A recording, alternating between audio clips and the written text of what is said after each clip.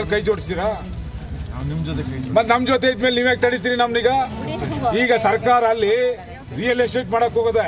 ಸರ್ಕಾರದ ಅಧಿಕಾರಿಗಳು ನೀವು ಗುಲಾಮರಾಗಿ ಕೆಲಸ ಮಾಡಬೇಡಪ್ಪ. ನೀವು ರೈತರ ಪರವಾಗಿ ಕೆಲಸ ಮಾಡಿ ವಾಸ್ತವ ಸ್ಥಿತಿ ಏನಿದೆ ಅದು ಅರ್ಥ ಮಾಡ್ಕೊಳ್ಳಿ. ಯಾಕೆ ಅಂತ ಹೇಳಿದ್ರೆ ನೀವು ಪೊಲೀಸ್ ಹಾಕೊಂಡು ನಿನ್ನೆ ನಡೆದಿರ್ತಕ್ಕಂಥದ್ದು ಪೊರಕೆ ಚಳುವಳಿ ಅಷ್ಟೇ. ನಿನ್ನೆ ಕೇವಲ ಬರೀ ಪೊರಕೆ ಚಳುವಳಿ ಅಷ್ಟೇ ನಡೆದಿರೋದು. ಮುಂದೆ ನಮ್ಮ ಆರೆ ಗುದ್ಲಿ ಮಾವಟಿ ಎಲ್ಲ ಬರ್ತಾವ ಹೊರಗಡೆಗೆ. ಮುಂದೆ ನಾವು ನಮ್ಮ ಆರೆ ಗುದ್ಲಿ ಮಾವಟಿ ಉಜ್ಜೋರಿ ಪಾರ್ಕೋಲ್ ತರಬೇಕಾಯ್ತದೆ. ಇನ್ನು ಇವತ್ತು ಪಾರ್ಕೋಲ್ ತಂದಿಲ್ಲ ನಾವು. ಯಾಕೆ ಅಂತ ಹೇಳಿದ್ರೆ ರೈತರು ನ್ಯಾಯ ಕೇಳಕ್ ಬಂದೀವಿ. ನಾವಿಲ್ಲಿ ನ್ಯಾಯ ಕೇಳಕ್ ಬಂದಿರೋ ಇದು ತಡತು ಅಂತ ಹೇಳಿದ್ರೆ ಇದು ನ್ಯಾಯನೇನ್ರಿ? ನೀವು ಇದು ಪೊಲೀಸರು ನಿಮಗೆ ಸೌಜನ್ಯ ತರ್ತಕ್ಕಂಥದ್ದಲ್ಲ.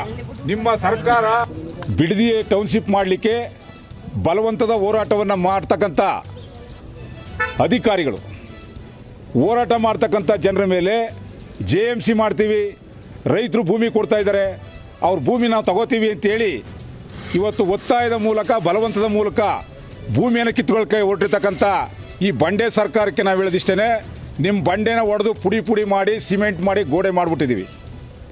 ಇನ್ನು ನೀವ್ಯಾವ ಲೆಕ್ಕನ್ರಿ ರೈತರು ಭೂಮಿ ಕಿತ್ಕೊಳ್ಳೋಕ್ಕೆ? ರೈತರು ಭೂಮಿ ಕಿತ್ಕೊಳ್ತಕ್ಕಂಥದ್ದನ್ನು ಯಾವುದೇ ಕಾರಣಕ್ಕೂ ನಾವು ಅವಕಾಶ ಕೊಡೋದಿಲ್ಲ. ತಕ್ಷಣ ರಾಜ್ಯ ಸರ್ಕಾರ ಬಲವಂತದ ರೈತರ ಭೂಮಿ ಕಿತ್ಕೊಳ್ತಕ್ಕಂಥದ್ದನ್ನ ಕೈಬಿಟ್ಟು ರಿಯಲ್ ಎಸ್ಟೇಟ್ ಗುಲಾಮಗಿರಿ, ರಿಯಲ್ ಎಸ್ಟೇಟ್ಗೆ ಭೂಮಾಫಿಯಕ್ಕೆ ಬಲಿಯಾಗಿ ಸರ್ಕಾರ ಅವ್ರಿಗೇನಾದ್ರು ಅನುಕೂಲ ಮಾಡಲಿಕ್ಕೆ ಹೊರಟ್ರೆ ಈ ಸರ್ಕಾರಕ್ಕೆ ಉಳುಗಾಲವಿಲ್ಲ.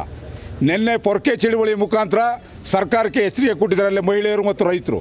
ಅದೇ ರೀತಿಯಾಗಿ ಮುಂದಿನ ದಿನಗಳಲ್ಲಿ ಇದೇ ಚಾಳಿಯನ್ನು ಸರ್ಕಾರ ಮುಂದುವರಿಸಿದ್ರೆ ನಾವು ರಾಜ್ಯಾದ್ಯಂತ ಪೊರಕೆ ಮತ್ತು ಬಾರ್ಕೋಲ್ ಚಳುವಳಿ ಮುಖಾಂತರ ಸರ್ಕಾರಕ್ಕೆ ಅಧಿಕಾರವನ್ನು ಕಿತ್ಕೊಳ್ತಕ್ಕಂಥ ಕೆಲಸ ಮಾಡಬೇಕಾಗುತ್ತೆ ಅಂತ ಎಚ್ಚರಿಕೆ ಕೊಡ್ತಾ ಇದ್ದೇವೆ.